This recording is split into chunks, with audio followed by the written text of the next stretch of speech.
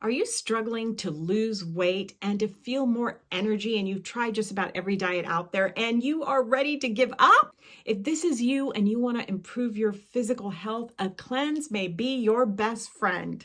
It is important to understand that the definition of disease is nutritional deficiency and toxicity. So if you want to prevent or reverse disease, you have to first begin to cleanse the elimination organs, which are the liver, the kidneys, the bowel, the lymph, the blood, the skin, the lungs. This is the foundation for all true healing.